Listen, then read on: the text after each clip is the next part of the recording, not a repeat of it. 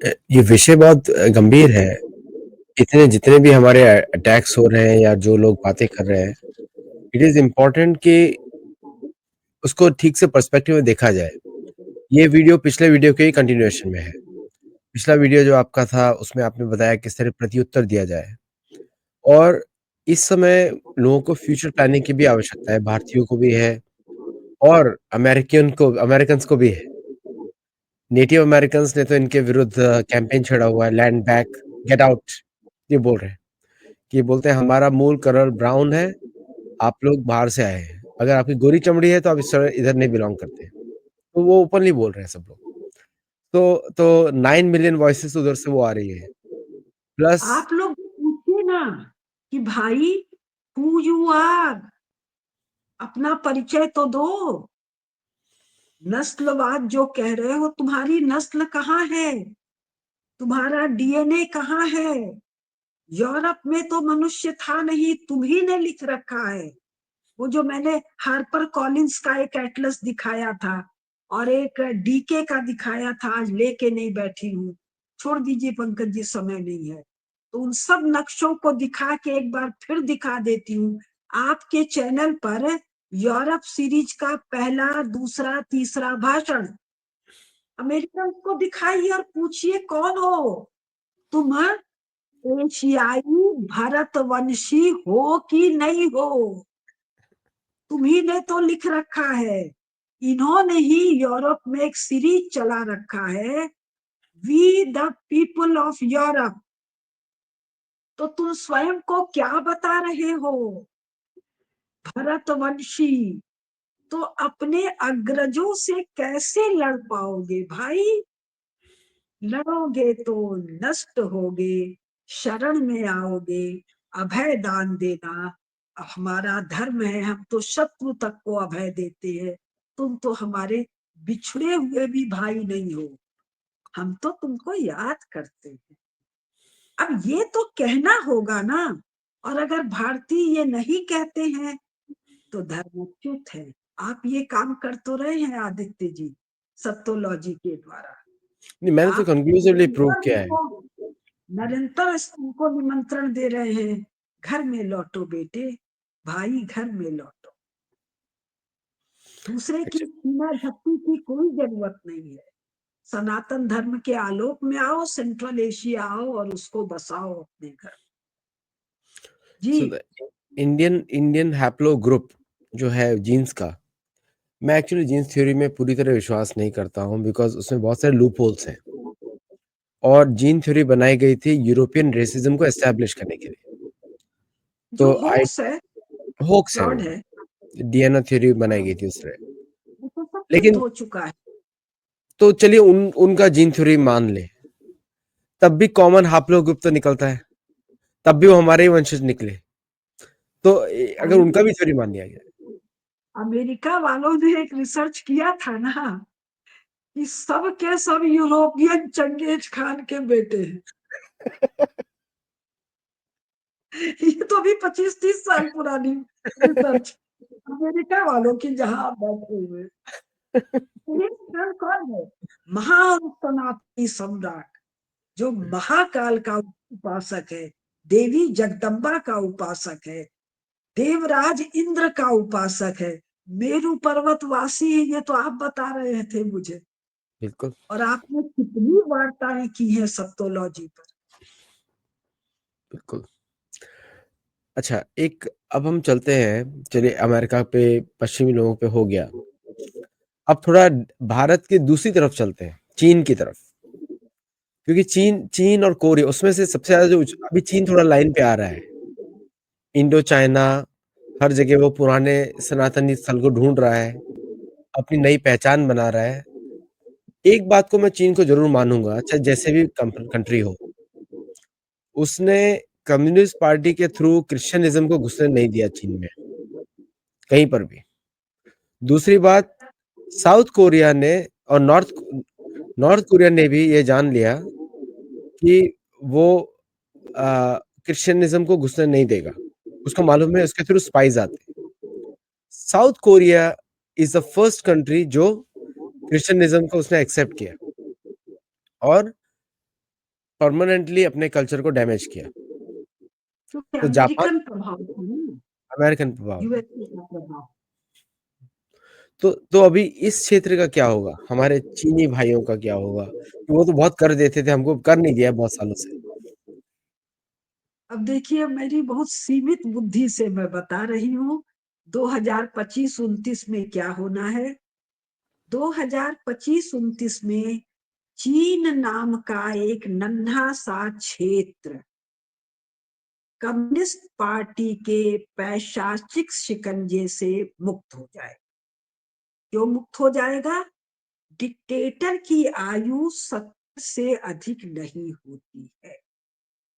Xi Jinping की आयु 70 से अधिक हो गई है, किंतु अधिक होने के कारण कम्युनिस्ट पार्टी पर उसका कंट्रोल टूट चुका है। अगर वो अभी लंबा चल रहा है, उसको चला रहे हैं अमेरिका और रूस दोनों। दोनों क्यों चला रहे हैं? अमेरिका चला रहा है पुतिन को थामने के लिए, पुतिन चला रहा है अमेरिका को थामने के लिए। शी जिनपिंग को दोनों ठीक लग रहा है, क्योंकि उसको दोनों को थामना है। तो चीन मुक्त हो रहा है, लेकिन आज चीन के नाम पर जो नक्शा दिखाया जा रहा है वो तो चीन नहीं है। तो मंचूरिया भी मुक्त हो रहा है कम्युनिज्म से, मंगोलिया भी मुक्त हो रहा है, तिब्बत भी मुक्त हो रहा है। माना उन्होंने कम्युनिज्म चर्च को नहीं आने दिया, लेकिन कम्युनिज्म स्वयं चर्च का एक विद्रोही ऑफशूट है। चर्च जैसा, या चर्च से भयंकर, या चर्च से जरा सा कम, निर्मम, नृशंस और पैशाचिक है। तो हिन्नान भी मुक्त हो रहा है, और ये जब पेड़ की जड़ कट के गिर जाएगी तो दोनों कोरिया भी मुक्त हो जाएंगे। कोरिया तो दो है नहीं, इसके बीच में लाइन खींचा हुआ है। किसने? चर्च ने और कम्युनिज्म ने। कम्युनिज्म मतलब सोवियत रसा, चर्च मतलब यूएसए। इन लोगों ने एक लाइन खींचा हुआ है। तो इसका मामला तो यही है। और जो वस्तुतः चीन है, चीन, मंगोलिया, मंचूरिया, सीक्योंग, तिब्बत, ये सब तो भारत के शिष्य देश हैं। ये सब भारत के करद देश हैं। करद का मतलब कर देने वाले, टैक्स देने वाले। कैसे? जैसे बंगाल है, जैसे बिहार है, जैसे उत्तर प्रदेश है, जैसे मध्य प्रदेश है। हमारे ही अंग उपांग है। जैसे कुसुम लता केडिया नाम जिस शरीर का है, उस शरीर में एक ये हाथ है, एक ये हाथ है, हाथ में अंगुलियां हैं, नाक है, आंख है, कान है, मुंह है। ये सब इस देह को पोषित करते हैं, और इस देह से पोषण पाते हैं। और उस पूरे शरीर प्लस पता नहीं काहे काहे का नाम कुसुम लता के लिया है। तो भारत जिसका नाम है, उस भारत के ये सब अंग उपांग है। और राजनैतिक दृष्टि से सब कर देते रहे हैं। कब तक देते रहे हैं? जब तक वहां मांचू सम्राट है। मांचू सम्राट कब तक है? यूरो अमेरिकन के अनुसार 1911 तक, जापानियों और मांचुओं के अनुसार 1931 तक। टैक्स कैसे देते हैं? टैक्स देने के बहुत प्रकार होते हैं। उसको ये यूरोपियन और चीनी लोग ट्रिब्यूट कहते हैं। तो ट्रिब्यूट तो भारत 1930-31 तक आया है। किसके पास आया है, कैसे आया है, ये मांचुओं के रिकॉर्ड को देख लेने की जरूरत। तो इनका भी भविष्य उज्जवल है, क्योंकि कम्युनिज्म का जो लबादा है, ये 1949 के बाद का लबादा है, 60-70 साल का लबादा है। इसके उभरते ही सनातन धर्म अपने आलोक से इन सबको आलोकित कर देगा। यहाँ झंझट ज्यादा बड़ी नहीं है। बड़ी झंझट ये जिसको यूरोप अमेरिका कह रहे हैं, यहाँ पर है, 1001 साल की है। लेकिन वहां भी बहुत उजास हो चुका है, थोड़ा समय लगे। जी, अब तीसरा मैं प्रश्न। तो तो हमने पुष्कर द्वीप को अभी तक हमने कवर किया है, क्रॉन्च को जो नॉर्थ अमेरिका है। हमने जम्बू द्वीप को थोड़ा-सा कवर किया है, जम्बू द्वीप बहुत बड़ा है। हमने शार्क द्वीप को कवर किया जो यूरोप है। अब हमारे लक्ष्य बचे हैं कुश और शाल्मली और पुष्कर, 4 द्वीप बचे हैं। तो लक्ष्य अफ्रीका, अफ्रीका के बारे में तो सभी लोग प्रेडिक्ट कर रहे हैं इट इज़ इमर्जिंग। हाँ, बोलिए। मैं इस बात को 2007 से कह रही हूँ, इसलिए नहीं कि मैं ज्योतिषी हूँ। जो 5, 7, 10, 20, 10, 15 किताब मैंने पढ़ा, पंकज जी से जो जाना, जहां महान साम्राज्य है, जिसको प्रकृति ने एकदम भर के रखा है हर प्रकार से, उसको ये नालायक डार्क कॉन्टिनेंट कहते हैं। जहां सूर्य का प्रकाश सबसे अधिक है, उसको ये डार्क कहते हैं। जहां सूर्य का प्रकाश सबसे कम है, जिसके कारण चमड़ी में रंग नहीं आ पाया, कच्ची चमड़ी है, उसको ये व्हाइट कॉन्टिनेंट कहते हैं। तो बुद्धि भ्रष्ट होने से ये सब होता रहता है, कोई खास बात नहीं है। तो अफ्रीका को अपने संपूर्ण बल के साथ उखाड़ फेंकेगा, कारण अफ्रीका तो बहुत बड़ा है ना। इसको वो मर्केटर प्रोजेक्शन में इतना सा दिखाते हैं। अब एक्चुअली सोचिए बहुत बड़ा है। European, it is European it की समस्या क्या है। मैं एक्चुअली लोगों को बता दूँ। बौने जाइंट के साथ रह रहे हैं।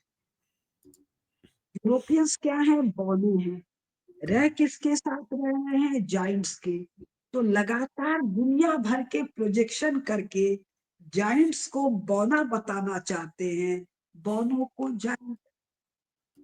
तो जो जाइंट है उसको तो दिख रहा है ना कि मैं जाइंट हूं, तू बौना है।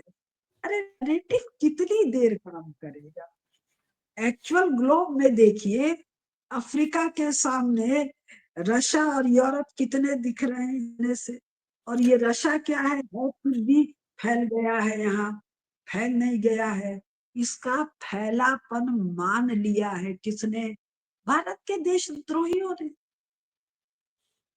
भारत के देशभक्त तो अब जो करेंगे 2029 तक करवा लेंगे। एक्चुअली मैं जी, थोड़ा को बता देता हूँ कि जो सहारा डेज़र्ट दिख रहा है, जो अफ्रीका का ईस्ट वेस्ट स्प्रेड है, वो 7200 किलोमीटर का है और जो रशिया का ईस्ट वेस्ट स्प्रेड है, वो 6200 किलोमीटर का है, 1000 किलोमीटर लेस। तो जितना सहारा डेज़र्ट दिख रहा है, उसमें पूरा रशिया आ जाएगा। लेकिन रशिया तो है ही नहीं ना वो भाई। That is a different matter. मैं आज के नक्शे की बात कर रहा हूँ। 20वीं शताब्दी में रशिया का नक्शा निकालिए। करेक्ट। आप 19वीं शताब्दी के रशिया का नक्शा निकालिए, आप यस। 18वीं शताब्दी के रशिया का निकालिए। अगर देश है तो उसकी सीमाएं तो स्थिर है ना भाई। ये तो देश की परिभाषा है ना स्थिर की। ये तो true. 20th century arbitrary artificial illegal रेखाएं है ना, which are yes, going to melt, going yes, to melt in 2025 to 2029। सारी करेक्ट। आर्टिफिशियल की मेल्ट कर रही है। जी, अगला प्रश्न। और रशिया पे लोग अपना आप सर्च कर सकते हैं, विकिपीडिया में भी इन्फॉर्मेशन इस तरह। Wikipedia is not a good platform, लेकिन थोड़ा बहुत इस तरह का इन्फॉर्मेशन आप चेक आउट कर सकते हैं। अब आते हैं हम अफ्रीका हमने कवर कर दिया, प्लक्स कवर कर दिया। अब आते हैं पुष्कर, मेरा फ़ेवरेट क कॉन्टिनेंट है एक, जम्बू द्वीप के बाद। जम्बू द्वीप तो हमारा है और वो है पुष्कर द्वीप, जहाँ पे मयासुर की सिविलाइज़ेशन है। तो वो उसके बारे में क्या देख रहे हैं? क्योंकि वो सबसे ज़्यादा कॉलोनाइज़्ड कॉन्टिनेंट है आज के समय, अफ्रीका के बाद।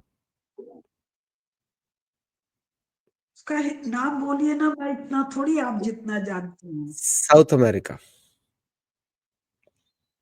साउथ अमेरिका को मैं बहुत कम जानती हूँ भाई। एक चीज मैं बस बता सकती हूँ, जब ये चर्च नाम के आतंक का, आतंक वाले मनुष्यों का आतंक नष्ट होगा, तो सब अपने स्वाभाविक रूप से उभरेंगे ना। और यही तो इंका लोग थे, और यहीं पर माया लोग हैं सेंट्रल अमेरिका में। हाँ, मय लोग हैं। मेक्सिको शुरू होता है towards the east coast of Pushkar द्वीप, साउथ अमेरिका। हाँ, अब इनको मैं कम जानती हूँ, लेकिन ये मुझे पता है ये बहुत बड़ी बड़ी सभ्यताओं के क्षेत्र हैं। सारा यहाँ सारा पर धार्मिक है, सारा धार्मिक है। वहां पे तो आज के लोग ओपनली ओम का जप करते हैं। ओम उनका मंत्र है। तो आप ज्यादा जानते, मैं तो पढ़ी भी बहुत कम। चलिए, इसके बाद हम चलते हैं डाउन अंडर में। तो डार्क कॉन्टिनेंट हमने डिस्कस कर लिया, अब डाउन अंडर। डाउन अंडर पहुंचे तो ऑस्ट्रेलिया पहुंच गए, शालमली। तो ऑस्ट्रेलिया का क्या दिखता है आपको? ऑस्ट्रेलिया में तो जरा सा किनारे में है ये, जरा सा। अभी आप ही ने बताया था माओरी लोगों ने जीभ निकाल निकाल के अपना युद्ध नृत्य किया था पालिया में। वाका वाका, न्यूजीलैंड। हाँ, अच्छा, न्यूजीलैंड में। तो जब क्या कहते हैं, जब पेड़ कट के गिर जाएगा तो डाल पात सूख जाएगी। ये दाल पाती है। ये तो डाल पात है ना। सभी जगह सनातनी जो हैं उनका अभ्युदय दिखाई दे रहा है। एक और बड़ा इंटरेस्टिंग। यूरोपीय लोग इनवैरिबली ऐसी ऐसी जगहों पर जाकर बसे। पहले तो जहां लोग बसे थे उनको मार काट के बसे, और उसके बाद ऐसी ऐसी जगह बसे जहां कभी कोई बसता नहीं था, नहीं बसता था, वहां जाके बस गए। तो रोज आंधी है, तूफान है, आग है, ऑस्ट्रेलिया का तो बराबर पड़ते हैं। और ऑस्ट्रेलिया पर तो यूरोपियंस लोग का प्रेजेंस बहुत नन्हा है। यूरोपियन लोगों को तो ऑस्ट्रेलियन कॉन्टिनेंट को देखा तक नहीं है अभी पूरा, भाई। भविष्य क्या हो।